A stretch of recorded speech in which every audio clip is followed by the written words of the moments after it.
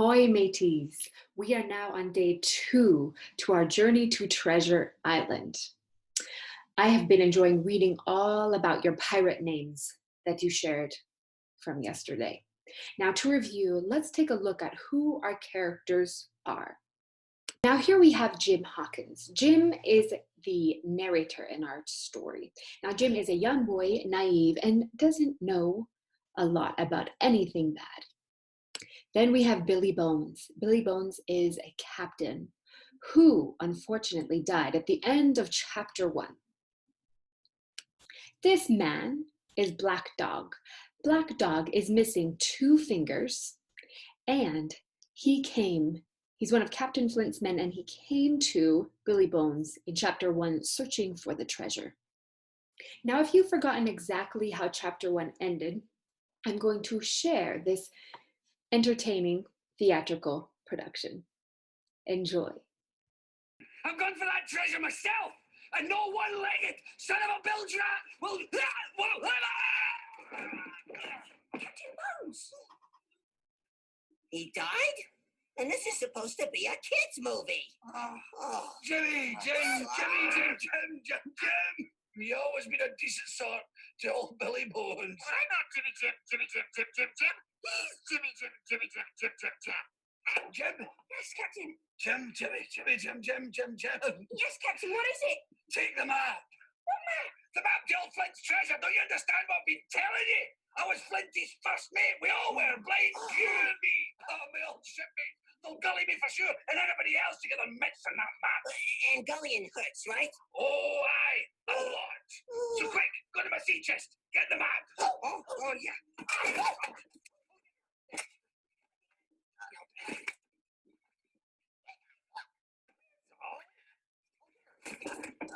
Let's see. Oh. Here is a look.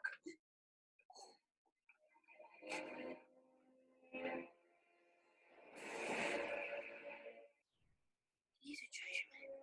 We're gonna be rich. We're gonna be dead. Beware!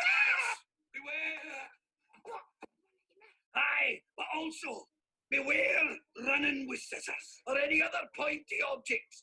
It's all good fun till somebody loses an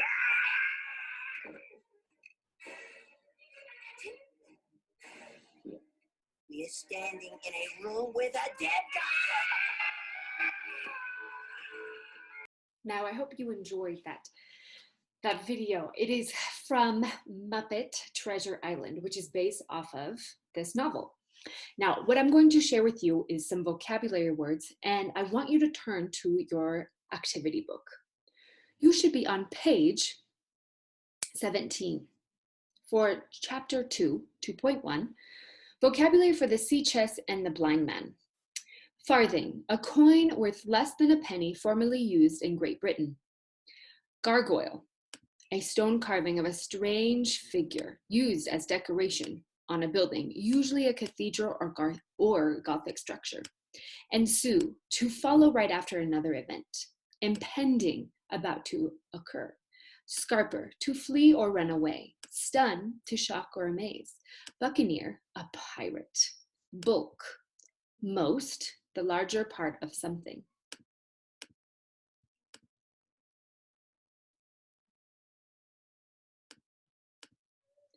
Cache, a hiding place for supplies or treasures. Hummock, a rounded hill or mound. Fathom, a length of about 6 feet used to measure water depth. Cabin boy, someone hired to wait on the passengers and crew of a ship. Ransack, to search thoroughly, causing damage or disorder. And schooner, a sailing ship with 2 or more masts. Here's an image of a schooner. A schooner is a ship, especially a ship that was used by pirates. You're going to see a few things. In this picture, you will see that everything is labeled for you. So of course, every ship you're going to want to know that there is an anchor, a bowsprit, a jibboom, and over here we have the stern of the boat, toward the back, the landing boat, and the main deck. This is where a lot of the pirates would spend their time, and no ship can run or work without sails. and using the wind to move the sails, which moves the schooner or ship. One other important thing I'd like to point out is that there is a great glossary. If you turn all the way back to page 13 in your activity book, that is where you're going to see the glossary for the entire unit. And if you forget what they mean, or the definitions, then you'll go back to these pages 13 through 15. Now today we are going to be reading chapter 2, The Sea Chest and the Blind Man. A strong, pungent smell of tobacco and tar rose from the interior of the old sea chest as we opened it. On the top was an elegant suit of clothes never worn. Under that was a tin, a quadrant, tobacco, a bar of silver, West Indian shells, a Spanish watch, several compasses, and 2 pistols. At the bottom of the chest lay a bundle wrapped in oilcloth and a canvas bag that gave forth the jingle of coins. I pride myself on being an honest woman, my mother said. I'll take what I'm owed and not a farthing more or less. So what do you think? What are we learning about Jim's mother's morals here, or beliefs? We are learning from her is that she's honest and she's only going to take the money that is owed and not the entire contents of the chest. Right here, you're going to see this image. It says, with nothing but sea and sky in sight, sailors in the 1700s used a navigational tool called a quadrant. So I mentioned that. We found it, the quadrant, to find their way on the open waters. This quarter circle shaped instrument measured the angle between the North Star and the horizon, which sailors used to determine their distance north or south of the equator. Here we are back to our story. She began to count the money into a bag. As she counted, we heard a familiar sound. It was the tapping of the blind man's stick upon the frozen road. Oh no, he's back. It drew nearer while we held our breath. Then we heard the blind man's voice along with several others. Oh no, here's Jim with his mother. They're going through the contents of Captain Billy Bones' chest after he has died. So of course in the video I just showed you with the Muppets, it was actually not his mother that was with him. He was with 2 other people, or Muppets, right? Puppets, and they were going through the contents instead of his mother. Mother, I whispered nervously, please hurry up. Oh, hold on to what I have so far, she exclaimed. I'll take this to square the count, I informed her as I picked up the bundle wrapped in oilcloth. Then we groped our way downstairs, threw open the back door, and ran out into the darkness of night, 2 desperate souls unsure of what to do next. A silvery moon peeped out from behind ominous storm clouds. The moonlight allowed us to glimpse the ditch that lay behind the inn. Without hesitating, we made our way toward it. There we waited, breathing in the cool night air, out of sight but within earshot of the inn. Before long, a number of shadowy figures appeared. Inside, a chilling voice commanded. It was the blind man. Find him! The others scurried forward in the darkness. A few seconds later, we heard a gruff voice call out, Bill's dead! Search him! Shrieked the blind man. Find the key, or you'll answer to me. There was a lengthy pause and then another cry. Someone got here before us. The key's gone. Then find the sea chest and smash it to pieces, screeched the blind man. The sound of his voice sent a cold shiver running down my spine. I heard a commotion and the sound of footsteps coming from the upstairs area of the inn. Moments later, the window to the captain's room was flung open. Such a force caused the glass to shatter and break. Then a man with a face resembling that of an angry gargoyle leaned out of the window into the moonlight. Pew! He shouted. It's like I told you already. Someone's been here before us. They rifled through Bill's chest. Is it there? Pew roared. There's some money, said the gargoyle-faced man. Forget the money, Pew spat. Flint's map, I mean. It's nowhere to be found, I tell ya. Blast it, cried the blind man. It's that boy. I should have dealt with him earlier. He was here just a few minutes ago. I know it. Scatter, lads, and hunt the rascal down. Uh-oh. A great to-do ensued in our old inn. Furniture was thrown about and beds were stripped. Doors were forcefully kicked in, and until finally, the men came out and declared that I was nowhere to be found. Just then, we heard a whistle in the darkness. I guessed it was some sort of signal. The men had left a guard, and he was warning them of impending danger. "There's Dirk," one of them pronounced. "We'll have to scarper and quick, mates." Pew, however, attempted to convince the others to hold their ground and not flee like scalded rats. "The boy can't have gone far," he urged desperately. "That rascal was here no more than a few minutes ago. Scatter and look for him, you lily-livered cowards. Oh, if I had my eyes, what I wouldn't do right now." Two of the men obeyed Pew and began to search around the exterior of the inn, exterior meaning outside. But the others stood in the road, unsure of their next move. Pew sensed the men's confusion. "Get to it," he yelled. "If we find what we came for, we'll all be as rich as kings. Don't stand there skulking. If you had the pluck of a weevil in a biscuit, you would catch him." So a weevil in a biscuit is some sort of bug, basically, that likes to get inside old crackers and things, and they can move through food or biscuits biscuit meaning cracker pretty fast. "Hang it, Pew," grumbled one of the men. "Don't you think we should take the money and run?" "He could be anywhere hereabouts," moaned another. "Let's call it a day and run before we get caught." Pew's anger escalated and he began swinging his walking stick. He struck at the others right and left in his blindness, then in turn cursed the blind man, threatened him in horrid terms, and tried in vain to catch a stick and take it from him. The quarrel saved us. For while it was raging, another sound came from the top of a nearby hill. Galloping horses. A pistol came from the hedge. That must have been the final signal warning the men of a serious danger, for they scattered like rabbits in every direction. In half a minute, only Pew remained. So I want you to take a look at this picture.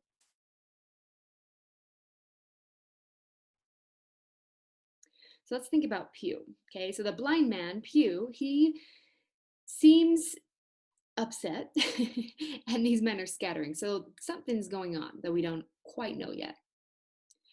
He tapped up and down the road in a frenzy, calling out to his comrades, meaning friends. "Johnny," he shouted, "Black Dog, Dirk, don't leave old Pew here without eyes to guide him." At that moment, 5 riders swept down the hill at full gallop. Pew sensed he was in their path and cried out, but it was too late. One of the horses knocked him to the ground and another trampled over him. Pew made one last gasp and then silent on the ground. I saw that the horsemen were actually officers. One of them dismounted and checked on Pew, but there was nothing to be done. So let's think about this right here. What does that mean, but there was nothing to be done? Use the clues it's giving you. So what it's saying here is that of course the men are coming down, they're firing a warning shot, kind of encouraging the men to leave. And Pew has been trampled by a horse. Often if you're trampled by a horse, you'll be seriously injured. Sometimes you can die, and it looks like there's nothing to be done, which means he's dead. I jumped up out of the ditch, and after conversing with the officers, that means talking with the officers, and calming my mother, I made my way to Dr. Livesey's home. I found Dr. Livesey dining with Squire Trelawney. I told them everything that had happened and showed them the bundle I had retrieved from the sea chest. At first they were stunned and rather silent, but eventually they were able to think clearly, and we began to converse. "Have you heard of this Captain Flint?" Dr. Livesey asked Squire Trelawney. "Heard of him?" the squire cried. "Of course I have. Why, John Flint was the bloodthirstiest pirate that ever flew the Jolly Roger. In fact, Blackbeard was a child compared to Flint." So remember Blackbeard from our last lesson. He's apparently not as ferocious and scary as this pirate Flint. Now they're talking about the Jolly Roger. Jolly Roger is what we call the skull and crossbones flag. So anytime they say, "Oh, the Jolly Roger is sailing," or "the Jolly Roger is flying in the wind," they're just talking about the flag here. "Well," said the doctor, "suppose this packet tells us where the old buccaneer hid his treasure. What would you do then, may I ask? I would fit on a sailing ship in Bristol, the squire declared confidently. I'll take you and Jim Hawkins along, and I would find that treasure, even if I had to search for an entire year. And with that, the doctor cut the bundle open. It contained two things, a book and a sealed paper. Printed on the first page of the book were the words, Billy Bones, his account. It's like a journal. The next 20 pages were filled with dates, sums of money, and little crosses. One line read, June 12, 1745, 70 pounds off Caracas. Next to this entry were 6 tiny crosses. Okay, now right here, here's our little, of course, image, right? We have our text box, which says, when merchant ship sailors saw the Jolly Roger's skull and crossbones flying over a pirate ship, they knew they faced a strong set of armed buccaneers. The symbol struck such fear that oftentimes merchant ships, meaning they would be taking things, merchants or people that sell, so they take things from other countries, importing, exporting sort of things, and then they would travel around the world delivering them. Oftentimes, merchant ships immediately surrendered their goods in exchange for their lives. Not all ships flew exactly the same variation, and powerful pirate captains became infamous, meaning so famous, overly famous, identified by their customized flag. So they would have a flag similar to this, but it was kind of customized, meaning it was made personally for that pirate. Here's our next picture. So here we have Squire Trelawney, we have Dr. Livesey that are looking over this letter or journal that was the captains that passed away, which told us right here, right, Billy Bones. And they're sort of assessing it. What does it mean, I asked. This is the old captain's account book, said the squire. This entry tells us that the pirates got 70 pounds of loot after they attacked a ship off the coast of Caracas and on the Spanish Main. Next, we inspected the sealed paper. The doctor opened it carefully and a map fell to the floor. It was a map of an island labeled with latitude and longitude. Latitude and longitude, so latitude are lines across, longitude are long lines up and down that are used on a map, and they're used in degrees, and then we can locate different types of places using those. I'm going to show you real quick what I mean when it says lines of latitude and longitude. All right, so here we have an example of lines of latitude and lines of longitude. The way I remember is latitude, fatitude, so it's going to go across, and longitude just means up and down. So that's how we're going to identify by degrees direction of different places around the world. So you can use that on a map depending on the degrees that you get from both latitude and longitude. You can find a location pretty easily. So we just finished here.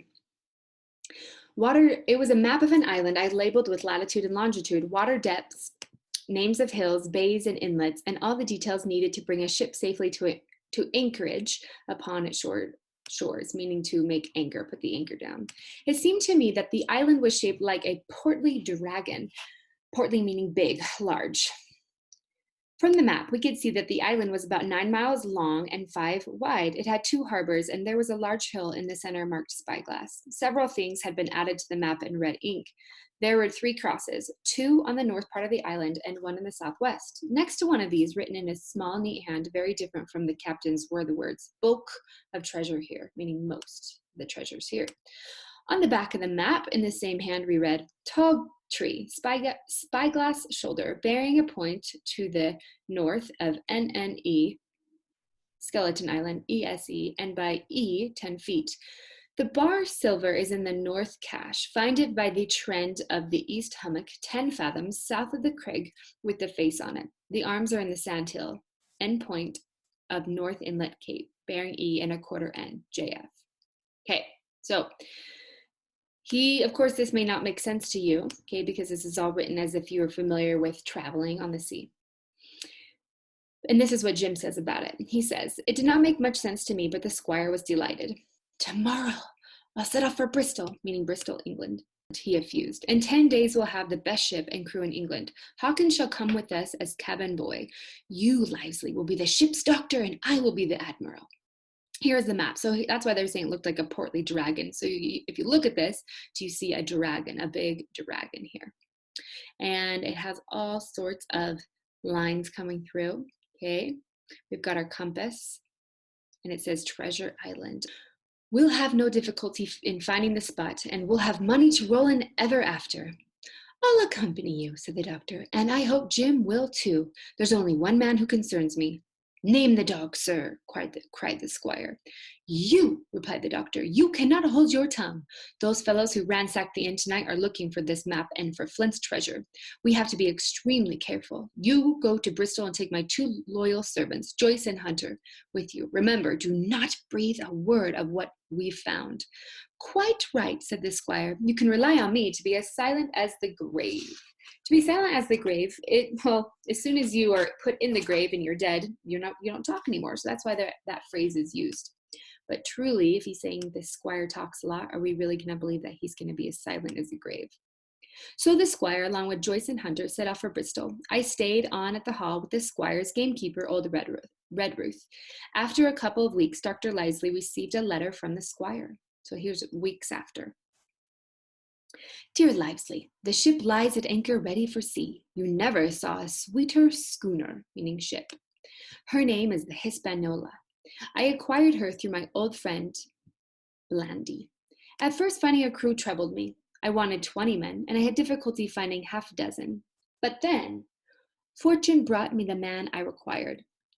I fell into talk with him on the dock. He keeps a tavern, and I found he knew all the seafaring men in Bristol.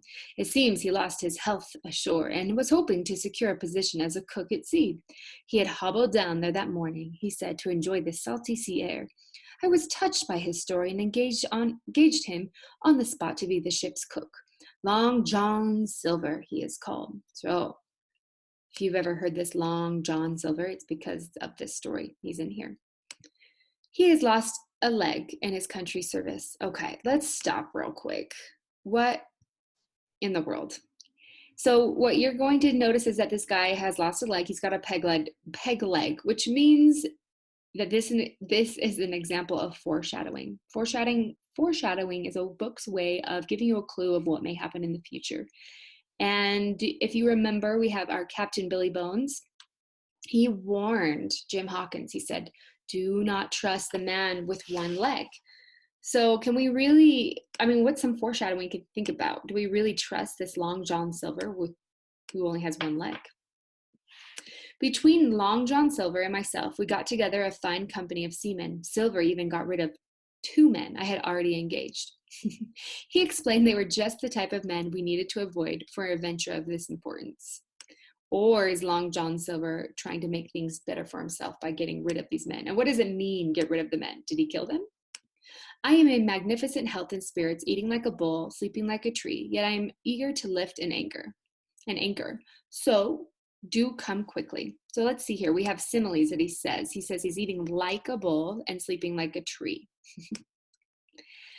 John Trelawney. P.S. My old friend Blandy has agreed to send another ship after us if we don't turn up by the end of August. He found an admirable fellow for captain, a stiff man, but in all other respects a treasure. Long John Silver has unearthed a very competent mate, meaning you're smart, you're well-knowing. Now, what is the plan that the squire proposes? He's proposing that he trusts these people that he doesn't really know very well, that he just met, and they're going to go on this adventure.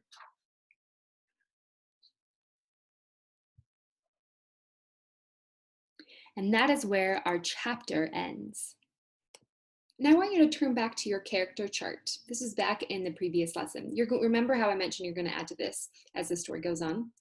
It's going to be found on page 5 and on page 6.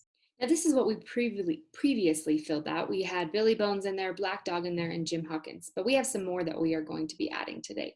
Now let's go down to Dr. Livesey. Dr. Livesey played a part in this second chapter. We know that he's a doctor, of course, because of his title.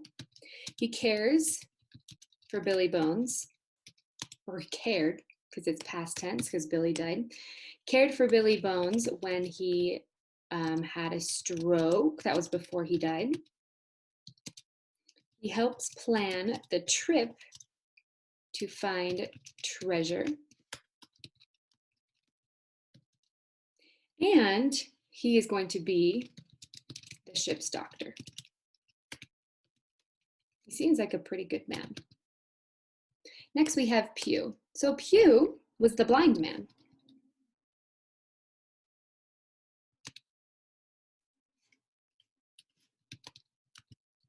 He gave Billy Bones the black spot. He led the men to ransack the inn to search for the treasure.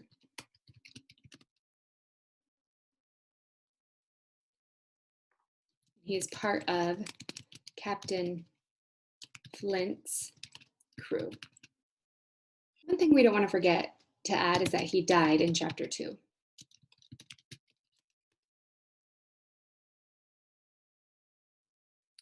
Let's move on to Squire Trelawney. He is a friend of the doctor.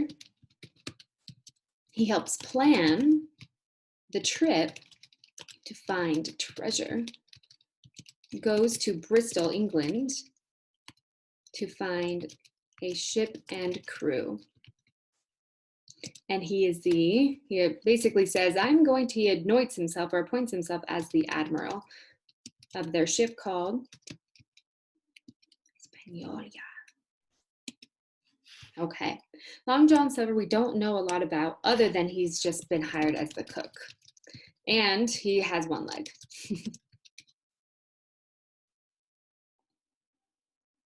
Now your assignment today is going to be on page 19 through page 20.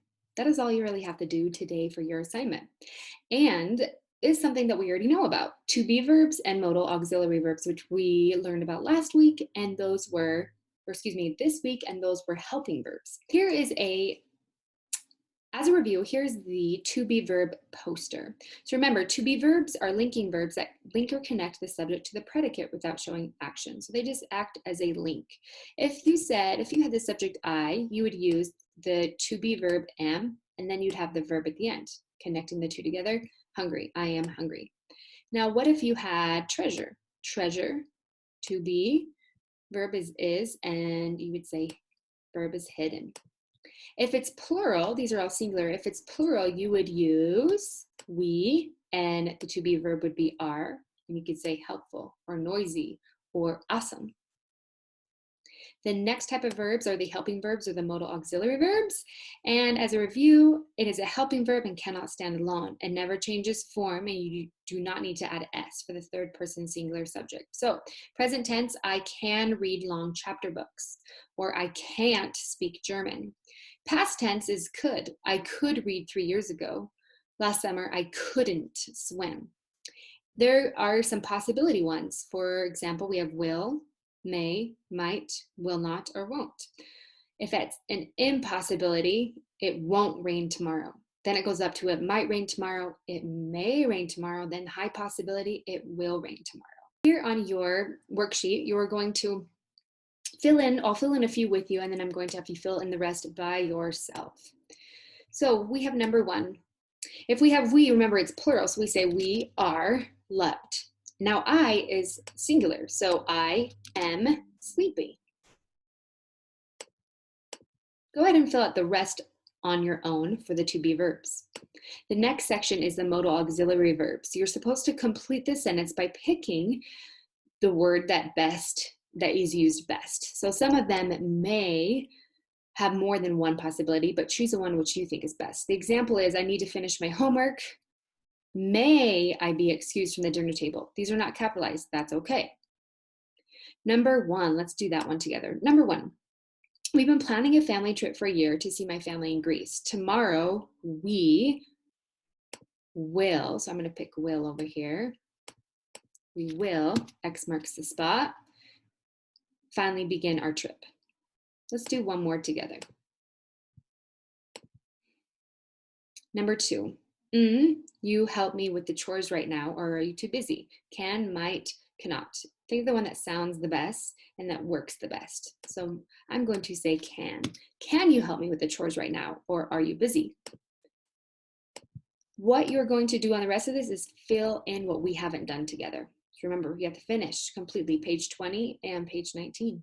Ahoy, mateys. I hope you did not forget about me.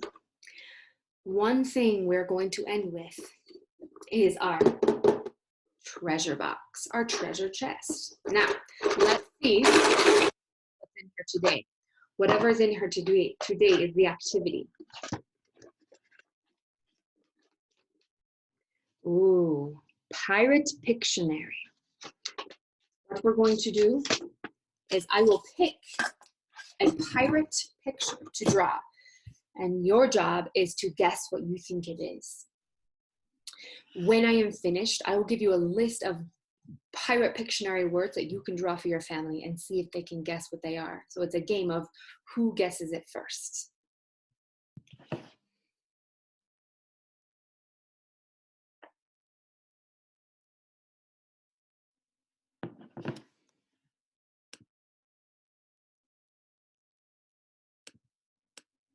All right, here we go. Here is my object. And I am not guaranteeing that it is a great picture, but as good as my picture last time. Now, what is this object? Ooh, pretty good. Yep, you guessed it. It is a hook. Great job.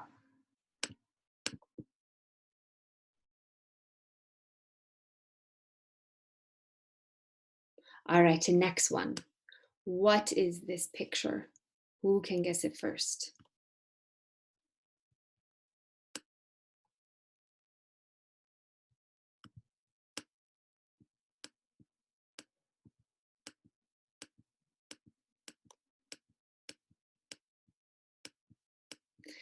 Yes, it is the treasure map. Excellent job.